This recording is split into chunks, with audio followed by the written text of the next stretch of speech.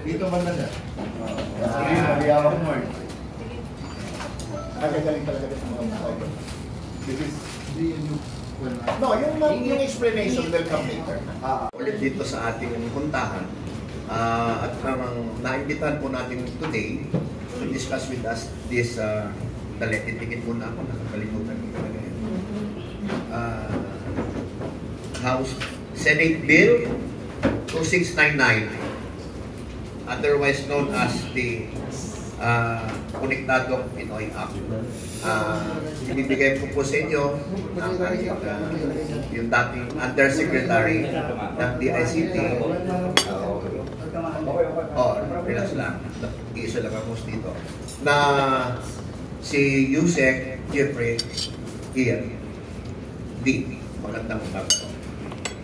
Hello, magandang umaga. So, dati ako Yusek ng DICT. Pero ngayon nagtuturo na ako sa Asian Institute of Management. Wow. Masters in Cybersecurity. Siya din ang naging guest natin noon, if you will recall. Yeah. So, ang kanya kasing role before is Undersecretary ng for Connectivity and Cybersecurity. Yes, and then Tama. May lang po ngayon na April 2025. Pagpasok ni nung youth ni Secretary Taguba, that was the time na Taguba ano na kayo. Yes, sige po. So, kindly po, paki-explain nga po sa amin, preliminary lang muna, kung ano po ba talaga itong sabihin natin. So, I think narinig nyo na, no? The Konektadong Pinoy Bill has just passed the bicameral committee, bicameral conference committee on early July. Hindi natin alam kung kailan siya napadala sa Malacanang, but according to Secretary Henry in his one of his media interviews, last week daw yata, nasa desk natin. Nandun na. So, it's for Which means there are, he has 30 days to either veto the bill or do nothing. If the president does nothing, does not act on it, it becomes law. Yeah. Or he can sign it. It becomes law. We do not know exactly the date kung kailan. Hindi pa, hindi ko alam yung exact date kung kailan. But there was also, what if he vetoes it? By way of the background, there was also a release coming from Senator Amy Marcos yesterday, by way of the background lang po. You said kung i-veto niya. Urging the brother to sign it. Kung i-veto niya. Yun, so actually that's the reason why we're here. We're telling him that and make no mistake about it, the original version of the Konektadong Pinoy Bill, I actually supported it. Kasi I was a supporter of sharing infrastructures. Narinig din yun nung ako ay undersecretary, we advocated na i-share ang mga tore, i-share ang mga active components, etc. Yun naman ang gustong gawin ni Konektadong Pinoy Bill. Unfortunately, in its current version, Konektadong Pinoy Bill under Section 16 forces the private entities to share. Pinupwersa mo. Kahit na parang ganito, under Section 16, in conjunction with Section 22 of that particular bill, pinupwersa niya lahat ng telecommunications industries, internet service providers, value-added service providers, etc. na i-share yung kanilang telecommunications infrastructure or pwede silang kasuhan. Now, ito ang problema natin, dalawa yung point. First is national security. Narinig nyo na yan, sinabi na yan, strat-based, etc. Gringo. Pero yung, at the gringo. Pero yung sa, medyo mababaw kasi yung appreciation nila ng cybersecurity doon. They were trying to attack Section 9. Na binibigyan ng 2 taon ang lahat ng mga data transmission industry players, tawag na ngayon, hindi na public telecommunications entities. Ang tawag na Konektadong Pinoy is data transmission industry players. Binibigyan niya ng 2 taon na reprieve ang mga players sa isang cybersecurity certification. Kapag 2 taon, pwedeng wala ka cybersecurity certification. Okay. Pero actually, ang mas matindi rito is that, kasi pinupwersa mo, if you read it, you are forcing the DTIPs to share infrastructure. Ito bigyan ko kayo ng isang FYI. Alam niyo ba sa Northern Luzon, merong 15,000 kilometers ng fiber unused na tinayo ng isang Chinese company. Hindi siya makakonect, wala siyang bandwidth.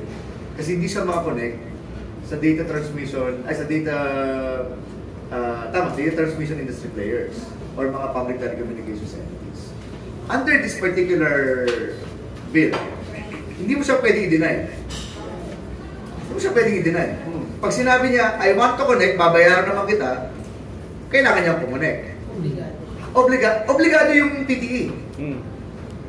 Hindi na siya makakapagsabing, ayoko, Chinese ka eh. So, I would not want to reiterate how important Northern Luzon is because we have the Northern Luzon Economic Corridor. Plus Northern Luzon has view of both the West Philippine Sea and the Taiwan, diba? And the Taiwan Straits. So, this particular provision compromises national security. Second, the United States actually has a regulation that disallows lahat ng submarine cables na nakakonekta sa main sa US land, sa US. Hindi siya pwedeng dumiretso sa China. Meron siyang ganung regulation for obvious reasons. For obvious reasons. Wala tayong ganung regulation. We have 12 submarine cables in the Philippines. At least 5 of which connects directly to the United States. So under this law again, or under this bill, if the President does not veto it, then he actually is allowing the interconnection, both locally, both domestically and internationally, of these particular submarine cables in violation of that US regulation. Kasi kung ako halimbawa si PLDT, si Smart, si Converge, hindi na ako makakapagsabi na noon. Kakasuhan ako. Kabit sa kayo. Nakasulat dun sa... So actually, ang contentious issue is Section 16 in conjunction with yung penal provisions under Section 22 at saka yung scope. Yung sharing. Yung sharing.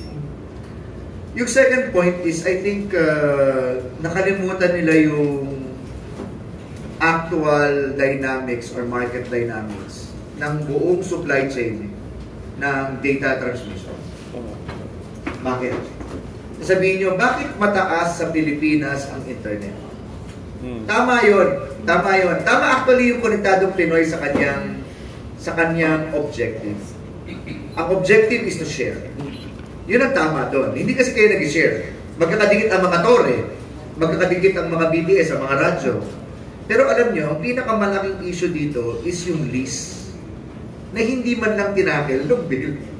Ano yung lease? Bakit halimbawa papasok sa subdivision, isang telco lang ang meron? Binablock pa niya yung iba, hindi makapasok. Minsan nga, kahit malaki yung mall, let's say, ano bang mga malaking mall? SM, diba? Maging patas tayo, Robinson, etc. Minsan pagpasok mo, isa lang ang telecommunications providers. Bakit? Kasi ang telco, pinapapasok nila, tapos pinarenta pa nila. Pinarenta nila per square meter. So, para sa radyo, at saka para doon sa telco room. Tataas. Pero ang kuryente, walang renta yun. Ang tubig, walang renta. Pero sila, ang data transmission, may renta. So, halimbawa, papasok si PLDT, isang room yun. Papasok naman halimbawa si Converge, isang room yun. Papasok si Globe, isang room na naman yun. So, the bill is trying to promote sharing, but it attacked a different form of sharing. Pinuwersa niya yung telco mag-sharing. My suggestion is, dapat yung bill, pinuwersa niya rin yung lease owners, landlords, real estate operators to open up and to promote shared infrastructure. Patas. Diba? Mas patas yun. Alam niyo yung pumasok naman kayo ng mall, may nakita kayo parang ice cream cone sa bubong. Ang tawag doon, phytocytes. Yun ang nagbibigay na signal sa loob ng mga marataas na building. Pag wala doon, wala ka signal. May mga condo na may makikita kayo parang ice cream cone. Minsan mapapansin mo may tatak. Diba? Ibig sabihin, kung sino yung may tatak, siya lang yung nagbigay doon. Paano kung may ibang papasok? Kakabit na naman siya. Hindi na mukhang ice cream cone yun. Marami-rami na mukha ng mga bubuyog yun. Mga bahay ng bubuyog yun. Dahil ang dami na. Diba? So, yun yung isang na-fail makita ng Konektadong Pinoy bill. Na tinatry niyang persahin yung mga telco na i-share ang isang private infrastructure na over a course of 100 years, ginawa nila on their own. using their own private money. Pero hindi niya inatake yung doon sa rent and lease owners. Kasi nga, hindi niya nakikita yung buong market dynamics ng konektadong Pinoy, ng buong data transmission industry. So yun yung two main points. The first is national security. But again, if sa national security is because you're forcing the players to share their infrastructure. Eh, doon pa nga lang, pwede nang questionin sa... Locally at saka kahit yung sa labas. Yes. Kasi technically speaking, isa pa yan, tama yung tanong mo. Walang prohibition. Yung mga cable, submarine cables, hindi yan local Pero pinuperse mo rin i-share. Hindi yan local kasi it takes billions of dollars to bring them here in the country. So usually, merong local partner, pero international consortium yun. How can you force them to share? For example, it could be that ATL ba, ATN 1, 2, it could be that the local partner is PLDT, but they have it is under an international consortium. Na even its pricing, they cannot dictate. Ano yan, wholesale bandwidth selling yan. Walang pinagkaya din sa import. So, ini-import din po ang bandwidth. Kasi you need to interconnect with different countries. So, yun po, yun ang aking major comment on the konektadong Pinoy. So meaning, you are actually opposing the signing of the bill. Unlike the position of the Secretary of the ICT now, na pirmahan daw muna at saka na lang ayusin. So, on that point, hindi kayo... Hindi. Kami nag-agree doon. Kasi yung proposal na ayusin sa IRR. Remember, ang IRR, hindi mo po pwedeng baliin yung main source of the law. Illegal yun. Yung mga... I agree na yung pagdating sa mga cybersecurity certifications, yung mga ganyan, pwedeng tirahin yan sa IRR. Pero ang hard kasi nung batas yung Section 16, yung minamandate mo yung sharing at pinaparusahan ka pag hindi ka nag-share. Yusek, nasa ilang reading nung ito? Tapos nasa desk na ni Presidente. Yung sa nakikita mong yan, pwede na magtanong. Sa nakikita mong yan, do you agree na kailangan i-veto ni Presidente? Yes, I think the President should veto. Unfortunately kasi, if the section being questioned is the main section, hindi yun pwede Will it not be personal between the two na yung magkapatid? Kasi alam ko, di ba si Amy Marcos is the one pushing it, and then pag binito niya, doon makikita na talagang wala na yata tayong magkapatid. Anyway, that's the other side. That is beyond the bill. That's beyond. I'm not, hindi ako privy dyan. Yeah, of course. Sir, paano po kung mag-lapse tuloy yung batas naman? So that's what we're trying to avoid. That's why we're trying to explain to the public. Marami ako, don't get me wrong, marami akong kaibigan na, as I said, I initially pushed for an open access data transmission bill. I'm also one of the supporters of that. Pero iba when I was Undersecretary of the ICT, we were promoting the creation of an infrastructure company along with the private telcos to be funded by the Maharlika Fund, which is a sovereign wealth fund. Dito kukuha ng wholesale bandwidth. Ito kaya mo, pwede mo itong pwersahin i-share. Bakit? Kasi kasama yung gobyerno sa nagtayo Pero to force a private, di ba, ikaw gumawa, inuupahan mo rin yun sa isang landlord, tapos ipapashare sa'yo. Kasi ano ba sistema? Bago ba mag-lapse, kailangan kung gusto bago mag-lapse, kailangan mag-veto. Ayan, that's it. That's my question. So, kailangan lapse, automatic pasok. Bakit kaya, ano ba yung motivation niya? Bakit gusto niya, sige, pero mali na lang po ako, saka na natin ayusin. Yung DICT, oo, cheap yan. Si Aguda. Minadali. I cannot speak for Secretary Aguda. I'm not sure. But to be honest, we were discussing Konektadong Pinoy nung baliktad kami. When he was in the private sector and I was in the public sector. And even him, at that time, had reservations. Previously, nasa industry siya. Yes, he was the technical working group chair of the private sector advisory council to the president for digital infrastructure. So, sa yung mga concern yung yan, hindi ba nila in-address yan? No, alam nyo, ang dami ng binago ng bill. Marami na. Hindi, yung mahalaga yun, nasa security, and then yung doon sa mga listing nung doon sa mga... Unfortunately, they did not in the current bill. Like I said, mukhang mukhang misinformed, pati yung public. Kasi ano sa tingin mo yung... Doon sa talagang sitwasyon ng telco. Uulitin ko, ginawa ko na example yung Northern Luzon. Yeah. Pero pag tinignan mo yung buong country, may mga local Marami. providers na may mga munisipyo nga na kumukuha ng mga Chinese contractors to build their own fiber network. So gugulo. Ano yun? Hindi naman sa gugulo, pero sinasabi ko, kung wala akong choice, kung pumpersahin mo akong kumunik at wala akong choice, two things. Security. I might be violating my international contract with a US provider kasi bawal sa US yung kumunik ka, makasok ng mainland China. Nangyari na yan. Naaalala niyo yung another leg ng Facebook? Yung papuntang yung La Union na dapat ko connect sa Hong Kong. Blinak ng US yun. Pinagbawalan niya. Kasi it terminates sa Los Angeles. Wow. So may ganung regulation, not only the US but some other countries have that particular regulation. Alam niyo, marami akong masabi sa Konektadong Pinoy Bill eh. Riniregulate niya yung fixed data. Pero pagdating sa satellites, ina-allow niya openly. Baka nakalimutan natin na walang orbital slot. May orbital slot tayo. Alam mo, we own the sea, the ground underneath, and the air above us. According to our sovereign rights. Yeah, so... Pero may orbital slot tayo, walang Philippine satellite. So yung nakadumaw dito, iba-iba. So kung i-allow mo sila ng free roam, free operations, orbital slot. na wala namang Philippine-owned satellites or orbital slot, you're also compromising your airspace. Buti sana kung bandwidth lang yun. The bill is trying to say, huwag ka magkaroon na bandwidth lang naman yan eh. Pero alam mo ba kung bandwidth lang yung pinoprovide ng satellite na yun? Or multi-purpose satellite? Ano sa tingin mo yung factors na pwedeng mag-convince kay Presidente to veto it? I think itong mga ganito, if we can discuss with him what the problems are with the current version of the Konektadong Pinoy. Paano kaya malaman So ano kaya po ang infrastructure, minimum infrastructure standard na pwede i-implementan? So, I would suggest, instead of forcing private entities to co-locate and co-share, I would suggest that they give incentives for sharing. Halimbawa, tama yung common towers. So, ang ginagawa ngayon ni Globe at saka ni PLDT at saka Smart, binibenta nila yung towers na nasa common tower Sila tatlo. companies.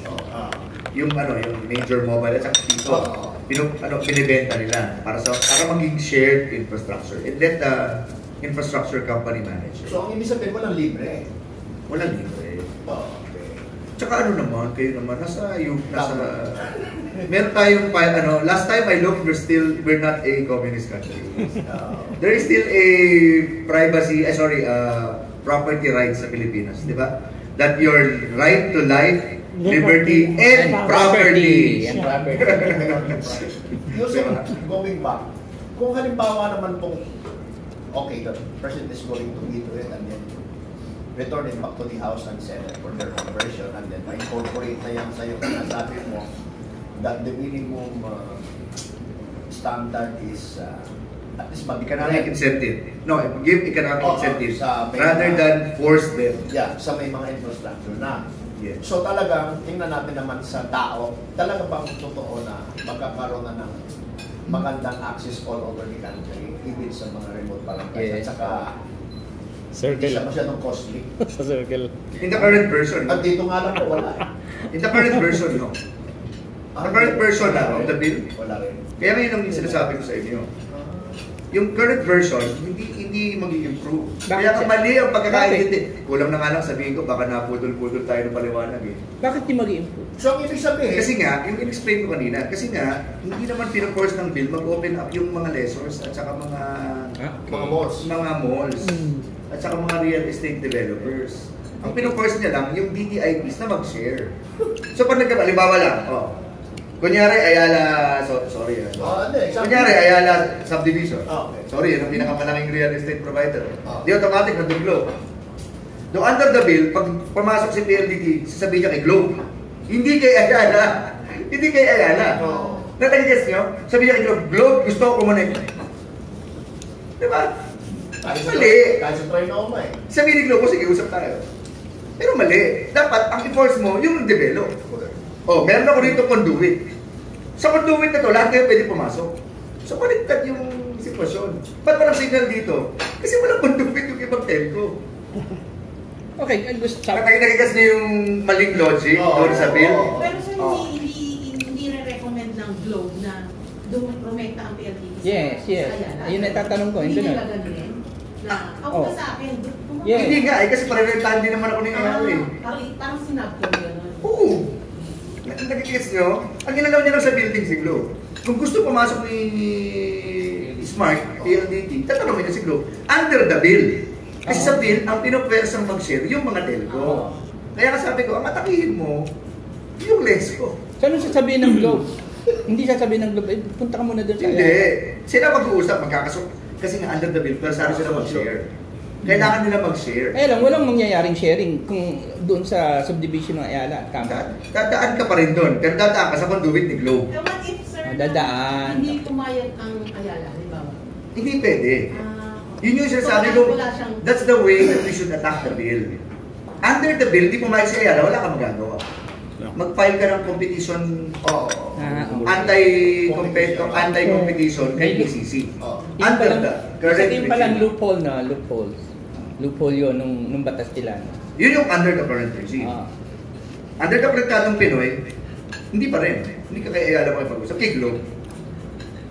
At kay DICT. Sabihin, oy, kailangan ko pumasok dyan. Globe, i-open mo ang infra mo. Papasok. Kasi nga, ang pinag-uusapan yung dalawang telco under this bill. Ang mga telco ang dapat mag-connect.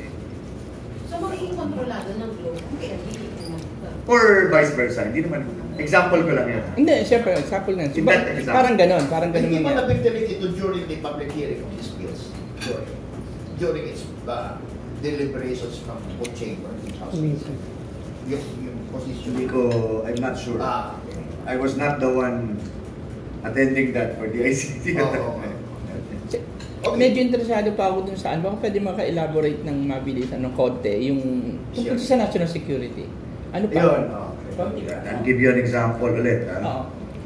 Sa yung sinasabi ko sa North Luzon, there is a Chinese company, although Filipino established na siya. Pero pag kausap ko sila, mapasabili sila parang mag-Pinoy. Pag English ka, kailangan na interpreter.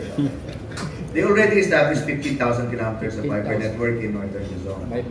Now, this was done during the previous administration. The previous administration of the ICT.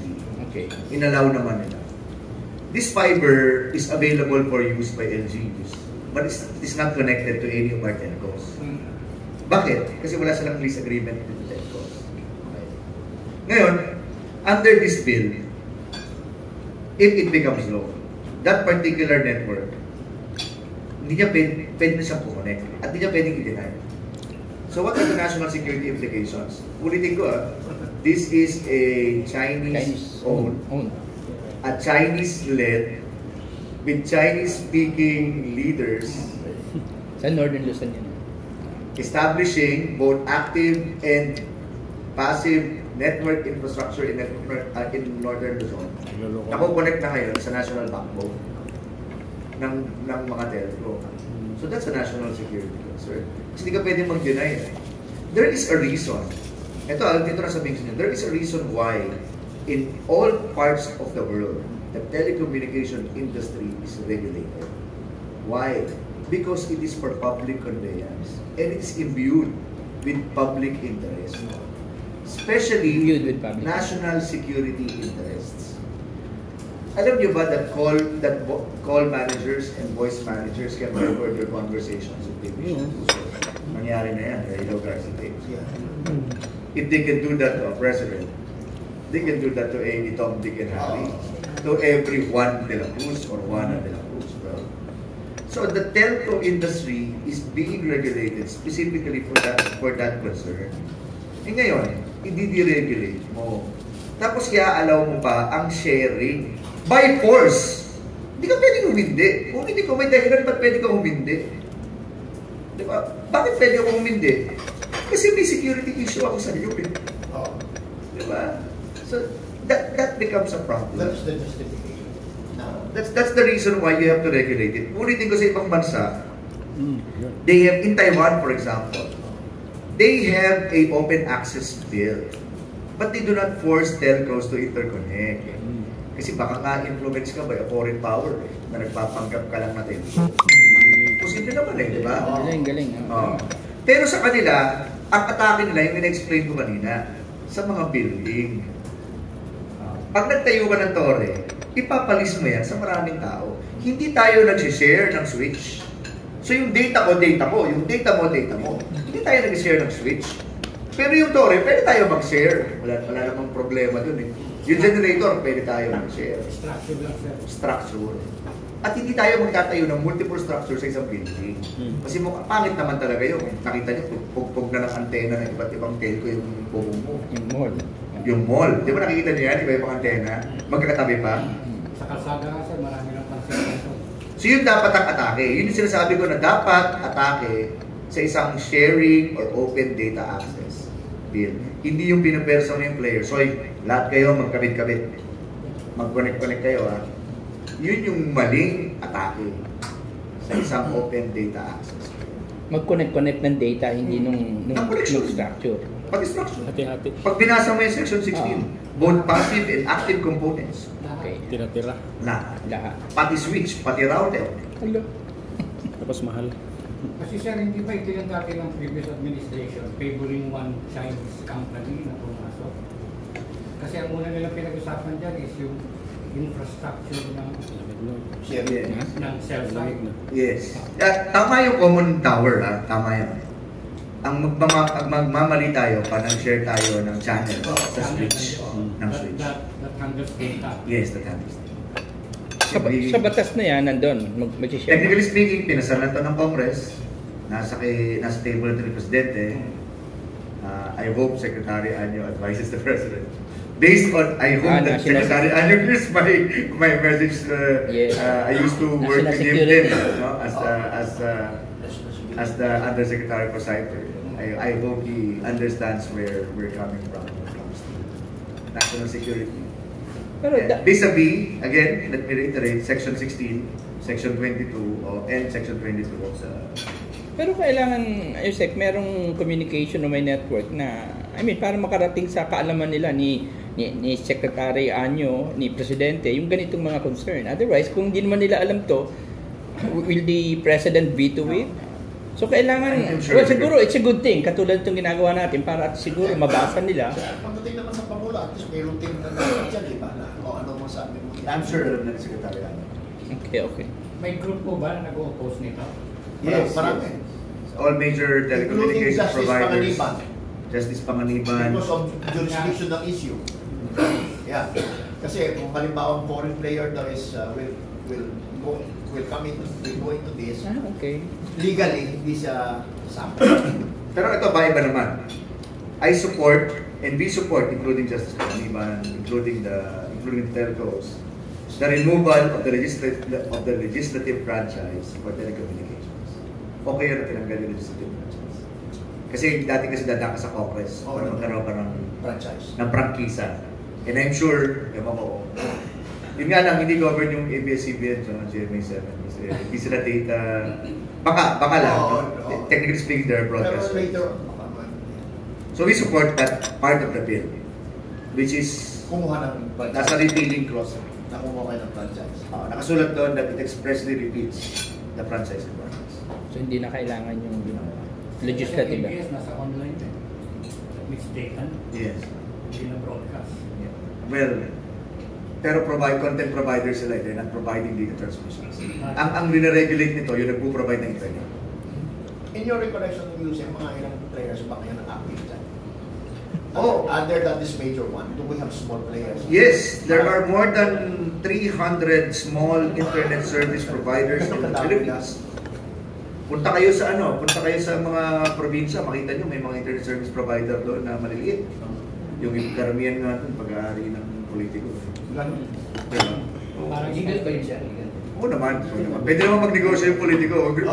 Wag mo lang gamitin yung power mo as mayor para tanggalin yung ibang kompetensya mo. They will only be talking sa NTC dyan. Yes, under the Konektadong Pinoy Bill, NTC na lang at DICT ang magiging regulator. Okay. Hindi na kailangan ng Supervision NTC. and control sila. So yung mga maliliit na yun nasa probinsya, pwede na mag-connect under the bill. Kapag That's correct. na yan. So yun yung maganda ron. Yun yung ina-highlight ng mga kaibigan natin na nasa pre-internet coalition, freedom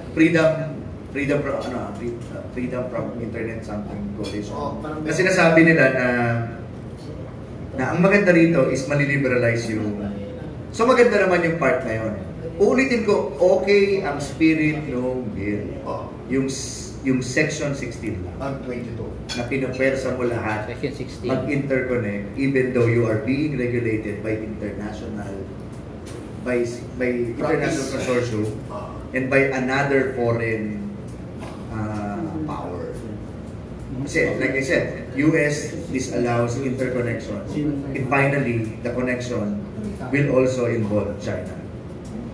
May dalawa na ang president dyan. May pina-atras silang submarine cable sa Pilipinas when I was undersecretary because of that particular problem. So, ano pa? Tanong. Sorry, technical ito, no? Konektadong Pinoy. Oo nga, kaya nga talagang dapat mga ano to eh.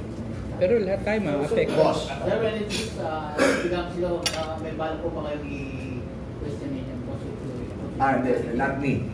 But I think the telcos... In the event na pumasa, then elevated before the Supreme Court on the basis of constitutionality. Yes, I think Justice Panganiban in his column Marami.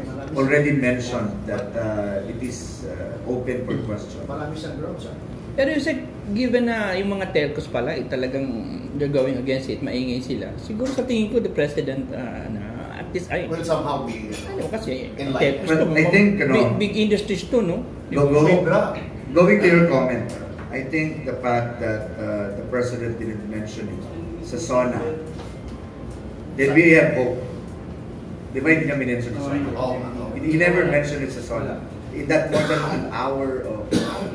Meron yata sa digitalization yung wala. Hindi niya binanggit yung Konektadong Pinoy. So at least there is hope There is hope. na baka pinag-iisipan niya at nagdadalawang isip siya. Baka may window tayo for him to understand that it should be. Hindi lang naman DSCD dyan dahil nakikita ko may mga DOS di ba? Mga department yan. All dyan. Ikukonsultanin lang sila. Sir, ano po ang role dito ng NTC?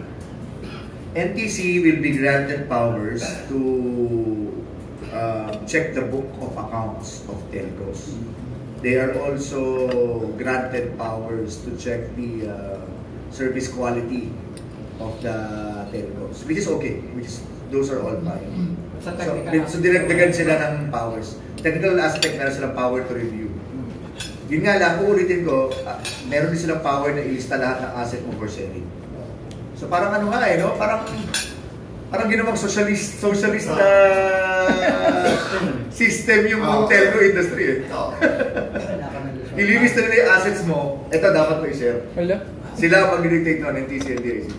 Maano talaga yan? Sa Supreme Court. Yun yung dahilan kung bakit sinasabi nila ako sa Supreme Court. Sir, what about naman yung nangyayari ngayon? Ibang topic na. Talking about bandwidth. Kasi there are times na yung consumer bandwidth mahina eh. Now, what I understand is parang during the peak hour of the business group ng mga telco, yung mga kagaya ng mga call center, sinishare ng telcos ang bandwidth ng consumer.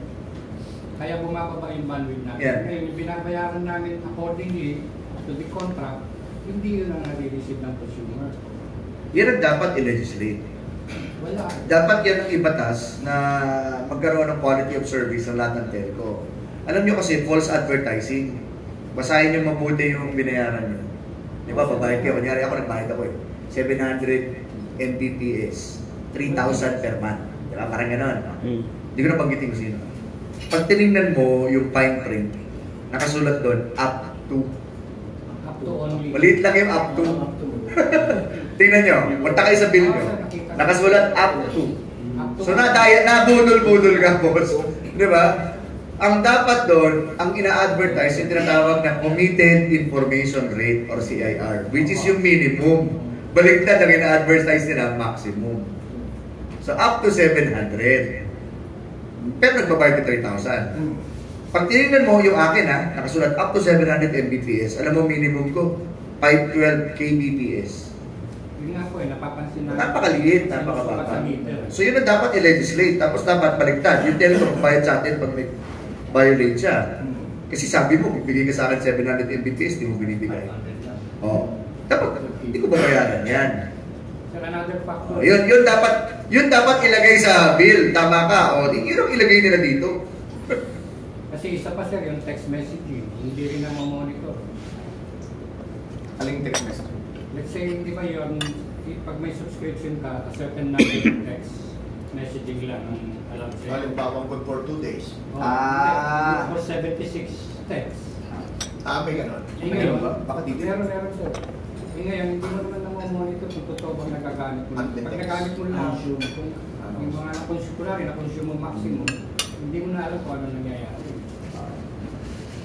Tama, dapat din yan i-legislate. Kumbaga transparency. Nung araw pa ho yan, sir. Well, there are about 600 million subscribers. Sa isang text lang, cost 1 peso. Sec, how do you describe in simple terms yung itong batas na to, lalo't kung matuloy to, how do you describe it? Ano ba to? Ano ba to? Hindi to pro people, hindi to pro Filipino, no? How do you describe it? Ako, yung opening ko kanina, I think the bill failed to understand the entire market dynamics of how the telecommunications industry works. Maganda yung iniisip nila, which is sharing, pero parang ganito, gusto mo mag-deregulate, pero actually nag-over-regulate ka eh. Dine-deregulate mo dahil wala nang prangisa. Pero ginawa mo, pinwersa mo lahat na mag-sharing kahit ayaw mo. At kahit hindi mo gusto yung ka-share mo.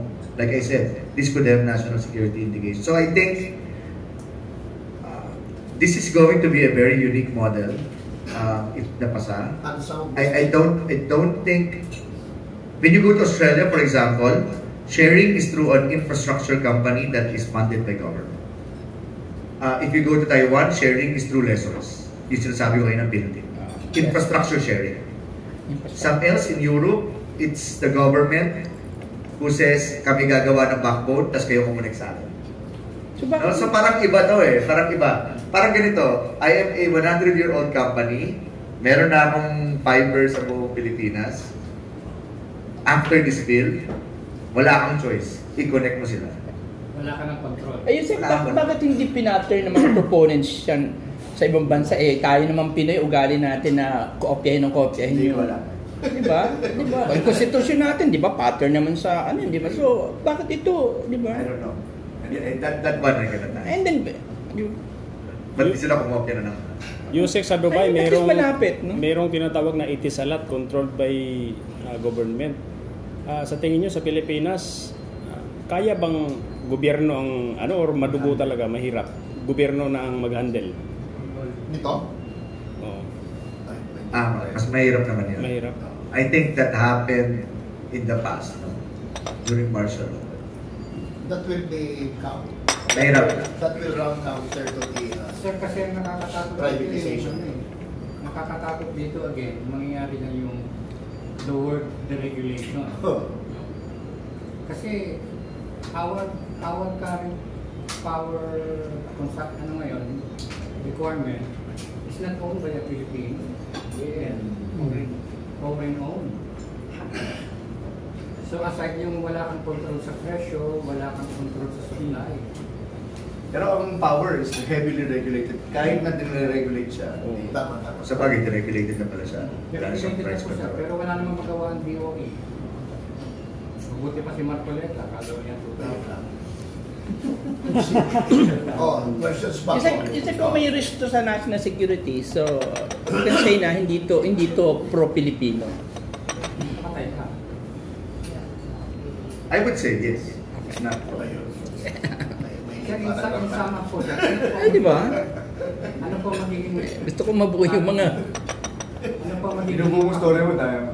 Ano po magiging major impact nito to the industry and to the people? Okay, very good question. Ang mangyayari dito sa industry level, ang mangyayari, by the way, Mamimigay pa kayo nito mamaya. Ganito. Yeah. Yeah, thank you. Yung pinaniwanag ko sinulat ko. Yeah, thank you. Kala nyo ayaw lang nila ibigay kasi baka di ko na kayo magtanong at umalis na kayo. Yeah. Thank So, you. ang mangyayari dito is madi-disincentivize yung mga malalaki na magbigay ng infrastructure. Bakit? Kasi ba't ko pa gagawin yun? Ipo-perceive mo lang din ako mag-share. So, ang mangyayari, the industry will now reconsolidate. At ibibigay nila ngayon yung infrastructure nila dun sa mga taong ang gusto nang gawin is mag-sharing of infrastructure. So, makikita mo na yung mga the likes of PLDT, Globe, Smart, dito, they might opt not to do the investments kasi capital intensive Yes, sir. ang telecommunications industry. So meaning itong mga bagong players ngayon, they will not now share yung talaga infra investment nila. I-spin off nila. And, Ibigay nila sa ibang kumpanya na. Surprisingly, Yusek, parang I noticed that the big players are not moving openly. I don't know. Maapektuhan na sila dyan. Especially dito sa SIM. Why kaya? No, they are. They actually sent a Okay. position. They are members of the Private Sector Advisory Council. Yes, okay. And they already sent a position. Their voices are being heard directly to the President as early as November last year. Oh, okay. Sir, ano pa ang other impact mo? Ayun, so national security, disincentivization of the telco industry. Third, this might affect our international obligations. Like I said, the frequency management has international rules under the UN ITU or the International Telecommunications Union. So kung openly pa-share mo yung ibang frequencies, even though that frequency is not being used by the others, baka magkaroon tayo ng problema. Hindi ba I already mentioned din yung mga Hindi ba nila rules consider about- yun, yung gano'n? Ng proponents, yung sa Tapos, international obligation? remember, I also mentioned yung sharing, yung co-sharing. Oh. Bawal yung co-sharing sa US kapag ka China. mag-connect sa China. And vice versa na ngayon, baka sa China. Ano yung Huawei? Lahat? Hindi, ang pinag-usapan natin yung cable. Cable. Fiber. Bukod doon, may mga binan din si US, US. na mga vendors. So, yung mga ganitong obligations natin might be affected by this particular bill. Ito naman yung sinasabi ni Secretary Henry. Huwag ka mag-alala, hindi namin ito papayagan. Isusulat namin sa IRR. Hindi na pwede. Ang sinasabi ko, paano masulat sa IRR? Sa Section 16. Ang ginamit shall is mandated. Tapos nakasulat sa Section 22. Any TTIP who refuses to share shall be penalized.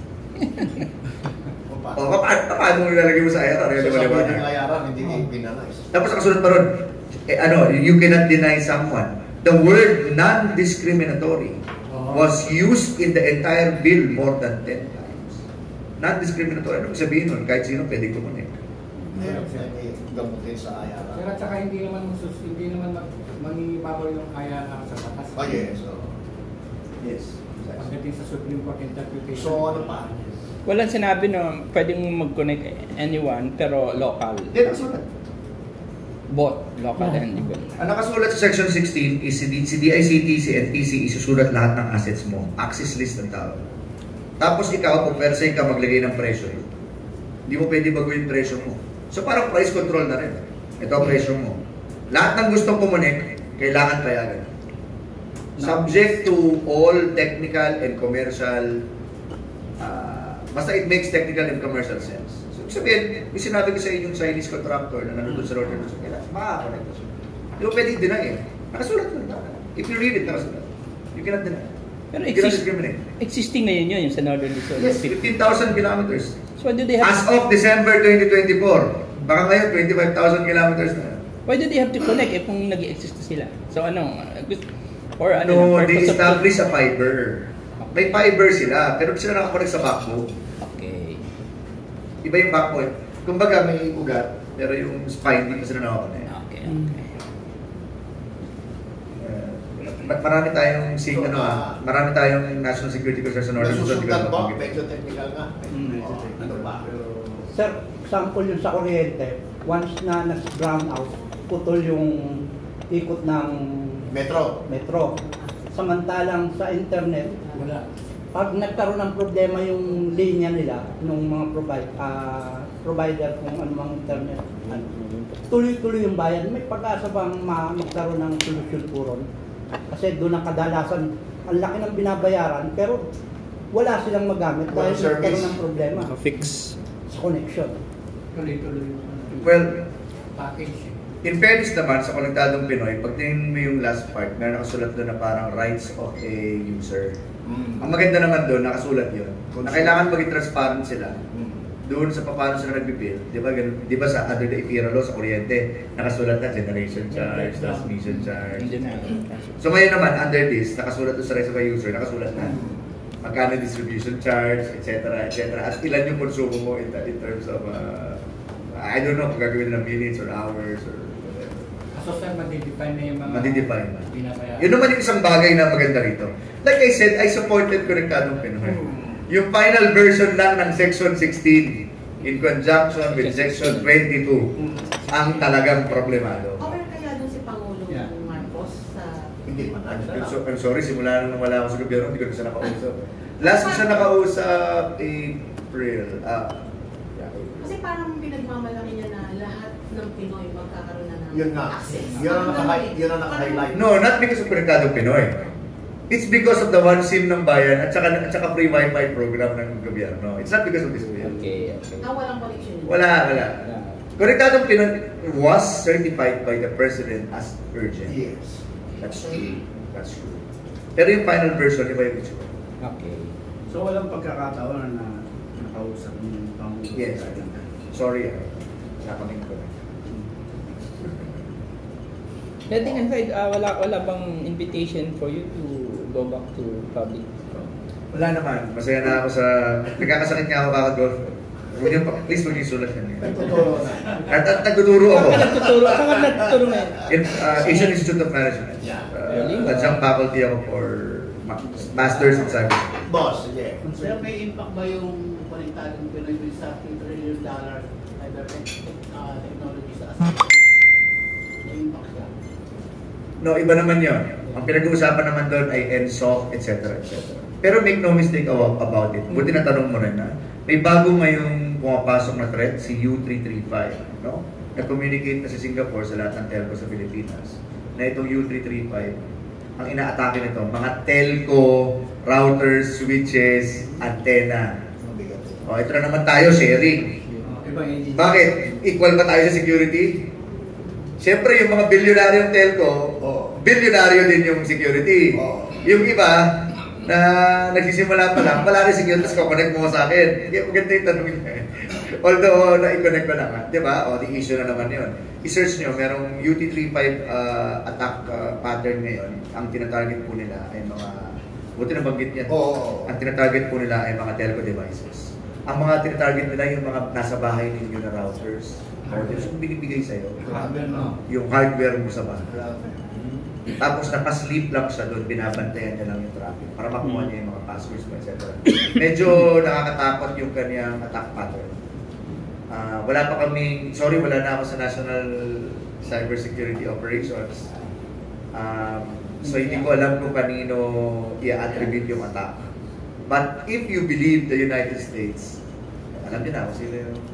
If you believe the United States report, they are attributing it to Chinese operators, China. So ang warning nila is, ano ba ang mga router niya sa bahay? Ang warning nila is against CTE, yung mga Chinese na mga routers. Pero uso na TP-Link, din naman Chinese yung Taiwan naman. Convert kay Dennis Leo. So last three. Last na sa akin. Last na sa akin, pero para ulit lang. Listen, if you were to ask, kailangan ba talagang dito ni Presidente ito? Yes. Either that or he removes Section 16. Oh, ganito. He removes Section 16 and then the rest yung mga nire-request yung Magna Carta for users. Ipasa. Okay. Okay yun. Removes diyan. Diba? Ito yung 16. Yung Section 16. And it will not affect the whole of the bill. Kaya pwede ba? Kasi iba-iba eh. Tama ba yun? Pwedeng ibito yung particular na ano? Pero usually pag bill yun din, binabalik na lang yun. Binabalik na. Ang ginagawa ni Presidente line item dito sa budget. Pero ang practice yan so pwede yung second yung gano'n na Sige, I'm going to sign this Except bill, this one. Except this Ulitin ko in a bill it doesn't happen. okay. But if he does that, perhaps he can do that. Pero normally, pag bill, Bill na. binabalik sa ako. Babas. Tapos ninonote niya, I have reservations on section 16. So doon na. Tapos doon, papaguhin ngayon ng Congress, i-resubmit sa Congress. Okay, thank you. Kasi pag binito niya, usually, gagawin niya, binabalik niya yung bill. Parang bito na rin yan. Dito na rin yan. Tanong pa, para Okay na? okay na kayo. And then later on, if you have some, you want Bibigyan naman kami ni Yusek. interview Yusek. Wala, pinagsulat nila ako. Sorry, dito press statement kasi 4 pages to. Yeah. Pero double space naman kasi Yeah. malabo na mata ko. So, Answer na lang, sir. Yusek, your concluding part for today before we So maraming salamat at naiimbitahan niyo pa rin ako. Nung isang araw kasi, nandito pa yung mga taga-Bombo Radio, tinawagan din ako tungkol dito. Kaya sinabihan ko, nakaskop na naman ng Bombo Radio. Nandito ba ang Bombo Radio? Kaya pala, kasi natawagan nila ako tungkol dito. Kompleto na. Maging lang tayo, maging cautious lang tayo. No? Kasi yung propaganda nga is that it's gonna be... one and final appeal. I hope that President... So, the final appeal is, I hope that the President reconsiders. I know that the bill's intent was really, really good. So, we still congratulate the legislature. Okay. Senator Amy and Congress, Congressman Toby Chanco, who's sa committee niya start ito IT. Pero malayo na kasi yung original intent to the final version. And so I hope that we do not go back to over-regulating by forcing telcos to share, especially if the participants are unsecured. And that could be a problem for nations. Tatanungin ko si Congressman Toby diyan. So with that, agree pa rin siya ngayon. okay. So with that, maraming salamat po sa inyong lahat and then hanggang sa muli. Okay, tapos you're free to interview if you want to. You're pursuing a story. Pero kung ano lang kami kopya kayo. Sige, Nasa kanya. May kopya kayo ito, di ba? nasa ano mo. Meron bang copying ano dito? Or isosoft nyo na lang. Kami nang bahala dyan, Yusek. Kung hindi naman na-edit yan siguro. Sir, may tanong lang ako.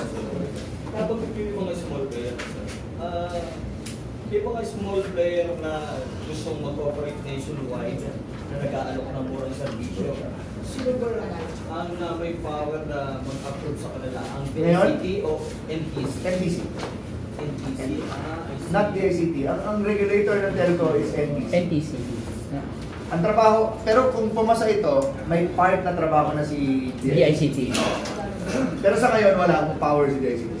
Si NTC sa ngayon. Sa mga small player na bilhag dito, pagkikilan natin si Chapi, si Makiel. Dito lang ako yung 6. Okay. Kaya sila pabor sa konektado. Kasi makumpirsa. Kaya sila magkakapire. Hindi na sila nagigets nyo? Hindi na sila maglalatag ng kable. Pag-share lang. Kaya nga manilisip